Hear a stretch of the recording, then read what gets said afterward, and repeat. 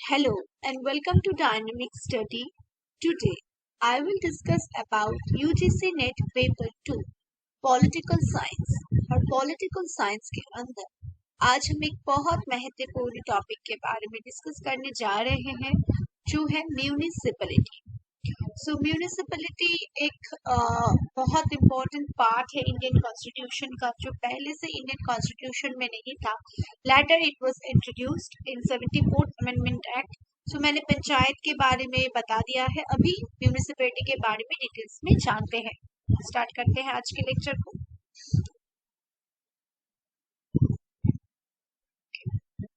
Municipalities मतलब क्या है? ये लोकल गवर्नमेंट तो है ही। लोकल गवर्नमेंट का दो पार्ट, एक तो है पंचायत जो गांव में है, रूरल एरियाज में है, और जो म्यूनिसिपैलिटीज है वो है अर्बन एरियाज में।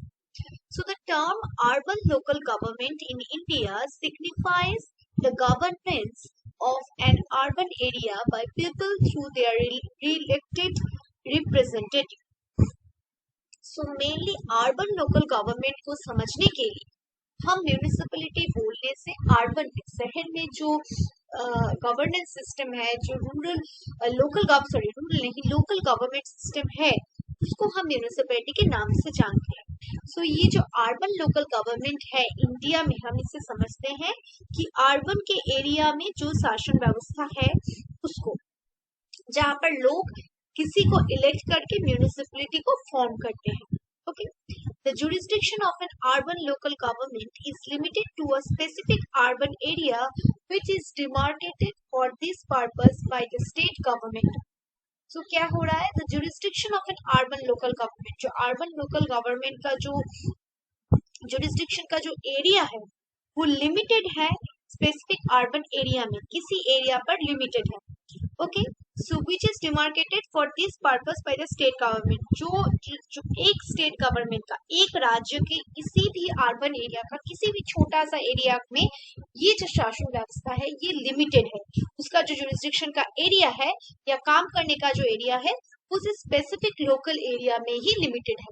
Okay, so there are 8 types of urban local governments. हमारे देश में total 8 types of urban local governments है। क्या क्या है? म्यूनिसिपल कॉर्पोरेशन जो सबसे बड़ा होता है बड़े बड़े एरियाज में, म्यूनिसिपैलिटी उससे छोटा है। नेक्स्ट है नोटिफाइड एरिया कमिटी, उसके बाद है town area committee, next cantonment board, township, port trust and special purposes. ये 8 टाइप्स के लोकल गवर्नमेंट इंडिया में देखी जाती है। ओके, सबसे बड़ा है म्यूनिसिपल कॉर्पोरेशन, उसके बाद म्यूनिसिपैलिटी, और ये सारे स्पेशल एरियाज में एप्लीकेबल होते हैं अलग। इसके बारे में मैं डिटेल्स वीडियो में बता दूंगी नेक्स्ट वीडियो में। अब देखते हैं इसमें क्या क्या next points. The system of urban government was constitutionalized through 74th constitution amendment act 1992। मैंने पहले ही कहा कि भारत के कॉन्स्टिट्यूशन में पहले से ही ये जो अर्बन लोकल गवर्नमेंट सिस्टम नहीं था। हमारे देश में डिसेंट्रलाइजेशन जरूर थी लेकिन लोकल गवर्नमेंट नहीं थी। जिसको 74th अमेंडमेंट करके 1992 में ऐड किया गया। At the central level, the subjects of urban local government is dealt with by the following 3 ministers. इसके लिए 3 ministers है सेंट्रल गवर्नमेंट में सेंट्रल लेवल पर अर्बन लोकल गवर्नेंस से डील करने के लिए 3 मिनिस्ट्रीज है। फर्स्ट है ministry of housing and urban affairs, ministry of जो हाउसिंग एंड अर्बन अफेयर्स है। नेक्स्ट है ministry of defence, in the case of cantonment boards के लिए मिनिस्ट्री ऑफ डिफेंस है। Next ministry of home affairs in the case of union territory. ये 3 ministries इस चीज के लिए डील करते हैं। नेक्स्ट, अब हिस्टोरिकल बैकग्राउंड या पर्सपेक्टिव देखते हैं कहां से ये सिस्टम आया। The institutions of urban local government originated and developed in modern India during the period of British rule. ये जो कॉन्सेप्ट था डिसेंट्रलाइजेशन का, पंचायती राज या म्यूनिसिपैलिटीज एस्टेब्लिश करने का, ये मॉडर्न इंडिया में ब्रिटिश रूल आने के बाद ये कॉन्सेप्ट आया। ओके, कैसे कैसे हुआ देखते हैं। फर्स्ट क्या हुआ, 1688 में first municipal corporation in India was set up in Madras. Madras presidency में क्या हुआ, 1688 में सबसे पहले, ब्रिटिश आने से भी पहले, ओके, कहा क्या हुआ, म्यूनिसिपल कॉर्पोरेशन ऑफ इंडिया इस इंडिया में एस्टेब्लिश्ड हुआ. Okay, next, in 1926 the municipal corporation was set up in Bombay and Calcutta. So उसके बाद 1976 में बॉम्बे एंड कलकत्ता में presidency corporation, municipal corporation setup हुआ, एस्टेब्लिश्ड हुआ. सबसे पहले कहा हुआ मद्रास में, उसके बाद हुआ Bombay and Calcutta. So Lord Mayo's resolution of 1870 on financial decentralization visualized the development of local self-government institution. So Lord Mayo का एक resolution था 1870 में जो पास हुआ था, वहां पर क्या बताया गया, financial decentralization करने की बात की. लोकल जो सेल्फ गवर्नमेंट इंस्टीट्यूशंस है, लोकल गवर्नमेंट जो इंस्टीट्यूशन है जो लोकल लेवल पर काम कर रहे हैं, उनके पास फिनेंशियली उनको कैसे डिसेंट्रलाइज कर सकते हैं, फिनेंशियली कैसे उनको पावर कर सकते हैं, पावर कैसे कर सकते हैं, फिनेंशियली उनको कैपेबल कैसे कर सकते हैं, इसके लिए उन्हें काम किया. So lord Mayo's resolution of 1870 on financial decentralize visualize the development of local self government institutions. उसके बाद क्या हुआ, लॉर्ड रिपन्स रेजोल्यूशन ऑफ 1882. उसके बाद लॉर्ड रिपन का रेजोल्यूशन आया 1882 में, has been held as the Magna carta of local self government. So Lord Ripon का एक रेजोल्यूशन था 1882 में जो पास हुआ. ये कब हुआ, Magna carta of local government हम जिसको नाम से जानते हैं. सो लॉर्ड रिपन के रेजोल्यूशन को हम और किस नाम से जानते हैं, इसको जानते हैं मैग्ना कार्टा ऑफ इंडिया के नाम से भी, हम magna carta of local self government के नाम से जानते हैं. So he is called the father of local self government in India. So Bharat में किसी को अगर लोकल सेल्फ गवर्नमेंट के फादर कहते हैं तो वो है लॉर्ड रिपन. लेकिन सबसे पहले फाइनेंशियल डिसेंट्रलाइजेशन की किसने बात की, लॉर्ड मेयो ने. लेकिन 1882 में लॉर्ड रिपन ने एक रेजोल्यूशन पास किया जिसके दौरान Magna carta of local self government मतलब पास हुआ, यानी मैग्ना कार्टा से लोकल सेल्फ गवर्नमेंट को एस्टेब्लिश करने की बात की गई और उनको फादर कहा जाता है local self government of India की. नेक्स्ट देखते हैं. उसके बाद क्या हुआ, The Royal Commission on Decentralization was appointed in 1907 and it submitted its report in 1909. Its chairman was Hobhouse. So Royal Commission on Decentralization ये कब appointed हुआ, 1907 में. Royal Commission Decentralization के लिए एक कमीशन अपॉइंटेड हुआ जो हुआ 1907 में और उसका रिपोर्ट उन्होंने 1909 में पेश किया था. उनके चेयरमैन कौन थे, Hobhouse. Next, under the hierarchical scheme introduced in provinces by the Government of India Act 1919, the local self-government became a transferred subject under the charge of a responsible Indian minister. So जब भारत में dietary system चल रहा था, so डायरेक्टिकल system के under ही introduce किया गया introduce in provinces by the government of India. So, वहां पर डायरेक्टिकल स्कीम जो है प्रोविंसेस में, राज्य में क्या हुआ कि जो डायरेक्टिकल सिस्टम ऑफ गवर्नमेंट है ये इंट्रोड्यूस किया गया 1919. Local government become a transferred subject under the charge of A responsible Indian minister. So local self जो गवर्नमेंट है ये एक ट्रांसफर्ड सब्जेक्ट बन गया under the charge of A responsible Indian minister के द्वारा. Next, in 1924 the Cantonment Act was passed by the Central Legislature. Central legislature के द्वारा, मतलब ब्रिटिश अधीन थे तब, 1924 में कैंटोनमेंट एक्ट, कैंटोनमेंट एरिया में कैसे हम शासन कर सकते हैं, इसलिए कैंटोनमेंट एक्ट पास हुआ. Next, under the provincial autonomy scheme introduced by the Government of India Act 1935, the local government was declared a provincial subject. So क्या हुआ, जब इंडिया में भारत शासन आइन आया, जो गवर्नमेंट ऑफ इंडिया एक्ट 1935 पास हुआ, तब क्या हुआ कि प्रोविंशियल ऑटोनॉमी के बारे में बात कर रहे थे. वहां पर प्रोविंशियल ऑटोनॉमी को एस्टेब्लिश करने की बात की गई और क्या हुआ, लोकल सेल्फ गवर्नमेंट ये डिक्लेयर किया गया कि लोकल सेल्फ जो गवर्नमेंट होगा वो होगा प्रोविंशियल सब्जेक्ट के अधीन में. तब क्या था, क्यों ये हुआ कि गवर्नमेंट ऑफ इंडिया एक्ट में जो 3 लिस्ट के बारे में हम जानते हैं, सेंट्रल लिस्ट, कॉन्करेंट लिस्ट और स्टेट लिस्ट, और ये स्टेट लिस्ट में ही लोकल सेल्फ गवर्नमेंट को अंदर लाया गया. ओके, नेक्स्ट देखते हैं. सो अब यहाँ पर देखेंगे committee and commission on urban local government के ऊपर क्या क्या कमिटीज एंड कमीशंस आई है और कौन इसके चेयरमैन है, उसके टाइम पीरियड में। ओके, 1949 से 51 तक सबसे पहला कमीशन कमिटी था क्या, लोकल फाइनेंस इंक्वायरी कमिटी। ये लोकल लेवल पर फाइनेंशियल इंक्वायरी करने के लिए कमिटी थी, इसके चेयरमैन थे पीके वलट। ओके, नेक्स्ट 1953 से 54 तक टैक्सेशन इंक्वायरी कमेटी, यहाँ पर टैक्स को लेकर इंक्वायरी के लिए कमेटी बैठी थी जिसके हेड थे जॉन मैथाई। नेक्स्ट 1963 से 1965 तक एक कमेटी बैठी, वो था committee on the training of municipal employ. Okay, municipal employees को ट्रेनिंग देने के लिए। नेक्स्ट इसके चेयरमैन कौन थे, नूरुद्दीन अहमद। ओके, नेक्स्ट 1963 से 66 तक और एक कमिटी था, वो था rural urban relationship committee. Okay, इसके चेयरमैन थे एपी जैन।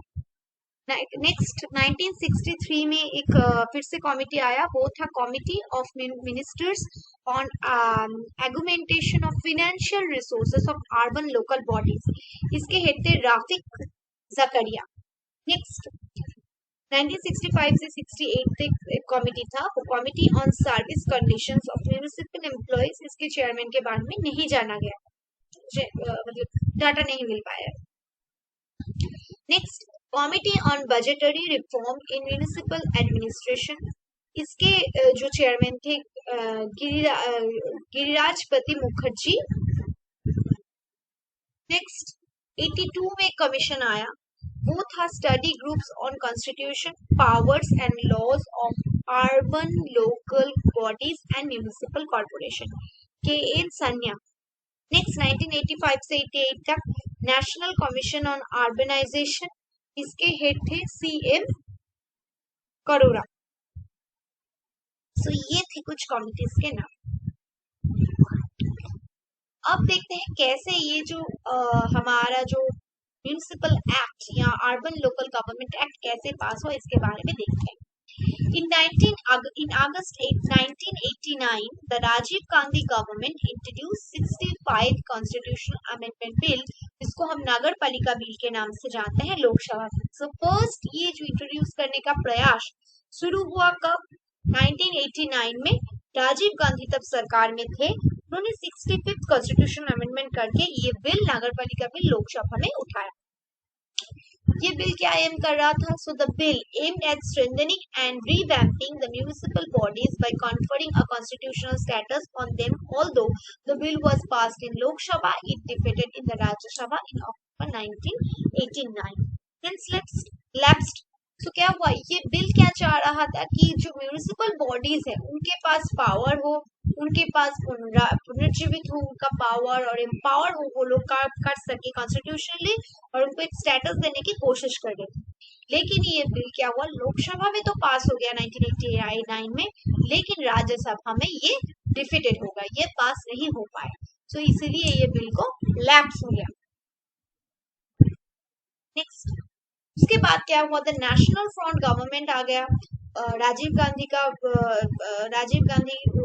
नहीं रहे प्रधानमंत्री, तो उसके बाद नेशनल फ्रंट गवर्नमेंट जब under V P Singh introduce revise Nagar Palika bill in the Lok Sabha again in 1990। तो जब वीपी सिंह सरकार आया नेशनल फ्रंट का, सो उन्होंने नगर पालिका बिल को फिर से इंट्रोड्यूस किया लोकसभा में 1990। However, the bill was not passed and finally lapsed due to its dissolution of the Lok Sabha। ये लोकसभा में भी पास नहीं हो पाया कि इसमें बहुत सारे डिसोल्यूशन के वजह से लोगों में मतभेद था, तो इसलिए पास नहीं हो पाया। अल्टीमेटली जब पीवी नरसिम्हा राव क्षमता में आए, government also introduced modified municipalities bill in the Lok Sabha in 1991। So PV Narasimha Rao ने गवर्नमेंट में ये म्यूनिसिपल बिल को लोकसभा में इंट्रोड्यूस किया, मॉडिफाई करके 1991, and it finally merged as 74th Constitutional Amendment Act 1992 and came into force on 1st June 1992। तो municipality bill जो हुआ पीवी नरसिम्हा राव ने उसको थोड़ा सा मॉडिफाई करके पेश किया लोकसभा में, और ये अल्टीमेटली 1991 में लोकसभा में पास हो गया, और अल्टीमेटली ये प्रेसिडेंट का सिग्नेचर मिल गया 1992 में, और ये अल्टीमेटली फोर्स में आया 1 जून 1993 में। ये जो एक्ट है 74th constitutional amendment act ultimately 1993 से लागू हो गया। नेक्स्ट, अब 74th अमेंडमेंट एक्ट कॉन्स्टिट्यूशन के कहाँ है, इसके फीचर्स, इसके बारे में देखते हैं। So the act has added a new part 9A to the constitution of India. So Bharat के संविधान के 9 नंबर पार्ट के ए नंबर कॉन्स्टिट्यूशन में पार्ट 9A में इसको ऐड किया गया। So this part is entitled as the municipalities and consist of provision from article 243B से 243ZG तक इसे ऐड किया गया है। सो पार्ट 9A में है और म्युनिसिपैलिटीज को आर्टिकल क्या है 243B से 243ZG तक। Okay. In addition, the Act has also added new 12th schedule to the Constitution. और इस 74th अमेंडमेंट की वजह से भारत के संविधान में और एक शेड्यूल ऐड किया गया है जो था 12th schedule. This schedule contains 18 functions of items of municipalities.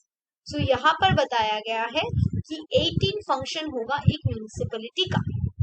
जो फंक्शन के बारे में कहाँ बताया गया है, आर्टिकल 243W में बताया गया है। नेक्स्ट, द एक्ट, इसके बारे में क्या बताया गया है 74th एक्ट में, देखते हैं। So the act gave constitutional status to the municipality, इसके वजह से कॉन्स्टिट्यूशनल स्टेटस मिला है म्यूनिसिपैलिटीज को। It has brought them under the purview of justiciable part of constitution, और ये क्योंकि कॉन्स्टिट्यूशन के अंदर आर्टिकल में है तो इसलिए ये जस्टिसेबल हो सकता है, मतलब किसी भी केस को लेकर कोई प्रॉब्लम हो तो कोर्ट में जा सकते हैं। In other words, state governments are under constitutional obligation to add up new system of municipalities in accordance with the provision of the act. So in other words में हम कहेंगे कि ये जो स्टेट गवर्नमेंट्स है वो ऑब्लिगेटरी है, उनको मानना ही पड़ेगा। सेंट्रल ने तो पास कर दिया, इसके लिए कॉम्प्लायंस एक्ट पास करना पड़ता है स्टेट गवर्नमेंट में। So in other word state governments are under constitutional obligation. State government क्या है, कॉन्स्टिट्यूशनल ऑब्लिगेशन में है to adopt new system of municipalities जो है उसको एडॉप्ट करने के लिए वो लोग बात है। Next, the act aims at revitalizing and strengthening the urban governments so that they function effectively as units of local government. So ये जो एक्ट है, the act aims at revitalizing and strengthening the urban governments, ये act mainly किसके ऊपर focus करता है कि urban local जो गवर्नमेंट के रिवाइटलाइज करना, उसको फिर से पुनर्जीवित करना, उनको स्ट्रेंथनिंग करना, पावर प्रोवाइड करना, so that they function effectively as units of local government, जिससे कि वो अच्छी तरह से लोकल गवर्नमेंट की तरह काम कर सके। इसके कुछ फीचर्स देखते हैं। फर्स्ट फीचर्स क्या है, सो फर्स्ट देखते हैं कि ये कुछ फीचर्स है इसके। सो यहाँ पर हमने कहा कि 3 टाइप की म्यूनिसिपैलिटीज होते हैं। Okay, first, the act provides for the constitution of the following 3 types of municipalities area. 3 type की म्यूनिसिपैलिटी एरियाज होते हैं। फर्स्ट क्या है, Nagar Panchayat with whatever name called for a transitional area, जो ट्रांजिशन गांव से शहर हो रहा है या शहर से गांव हो रहा है, ऐसा एरिया के लिए।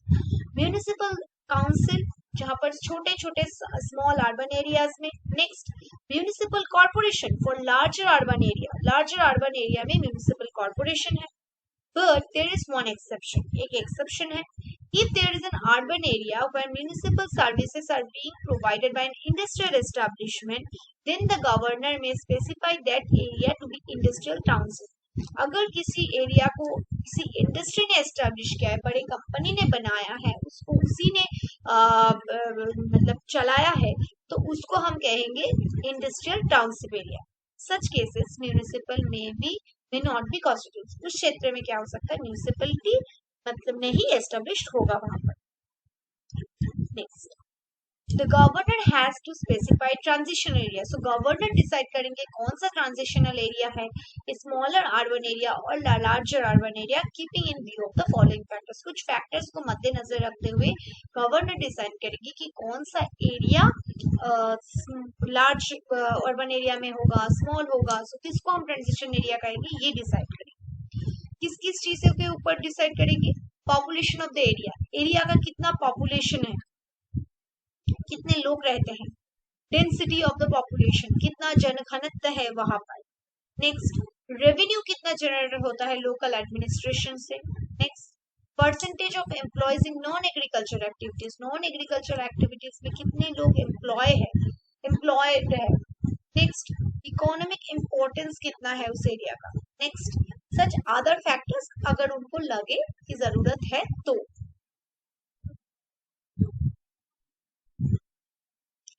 अब आर्टिकल्स के बारे में देख लेते हैं, कौन सा आर्टिकल में क्या है।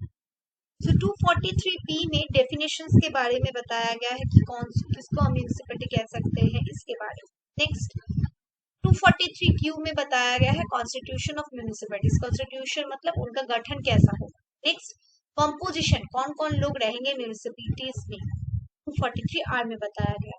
नेक्स्ट, 243S में बताया गया है constitution and composition of wards committee and so on, wards committee कैसे बनाएगा इसके बारे में बताया गया। Next, reservation of seats, SC ST women के लिए जो रिजर्वेशन की सीट्स के बारे में बताया गया है 243D में। नेक्स्ट, ड्यूरेशन ऑफ म्युनिसिपैलिटीज, ये बताया गया है 243U में कि कितने साल के लिए म्युनिसिपैलिटी रहेगा, कितने साल बाद वोट होगा, इसके बारे में। नेक्स्ट, 243V में disqualification of the membership, membership की डिस्क्वालीफाई कैसे, किसी मेंबर को हम डिस्क्वालीफाई करेंगे, इसके बारे में। Next, powers, authority and responsibility, क्या क्या काम करना पड़ेगा म्युनिसिपैलिटीज को, इसके बारे में बताया गया है 243W में। नेक्स्ट, 243X में क्या बताया गया है कि powers to impose taxes and funds of the municipality, कैसे टैक्स कलेक्ट करेगा, कैसे टैक्सेस बैठाएगा म्युनिसिपैलिटी, इसके बारे में। नेक्स्ट, फाइनेंस कमीशन के बारे में बताया गया है 243Y में। नेक्स्ट, 243Z में बताया गया है audit of accounts of municipalities, हिसाब निकास related. Next, election to the municipalities के बारे में बताया गया है ZA में। नेक्स्ट, ZB में बताया गया है यूनियन टेरिटरीज में ये कैसे अप्लाई होगा। नेक्स्ट, ZC में है part not apply to certain areas, कुछ एरियाज में नहीं है, जैसे कि 5 और 6 शेड्यूल्स एरियाज में नहीं है, इसके बारे में बताया गया है ZC में। ZD में कमिटी ऑन डिस्ट्रिक्ट प्लानिंग के बारे में बताया गया है।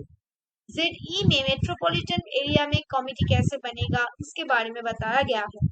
नेक्स्ट, ZF में continuance of existing laws and municipalities, कैसे कैसे लॉज है उसको कैसे कंटिन्यू करेंगे, इसके बारे में। नेक्स्ट, ZG जो लास्ट आर्टिकल है वहां पर बताया गया है bar to interference by courts in electoral matters के बारे में डिटेल्स बताया गया है। So that's the overall lecture on today's class. So I hope you understand the first part of municipality. आगे मैं इस वीडियो को और एक्सटेंड करूंगी और पार्ट्स में इसको डिस्कस करूंगी, और ये जो मैंने आर्टिकल्स के बारे में बताया एक एक करके मैं डिस्कस करूंगी। So keep on watching and keep on learning.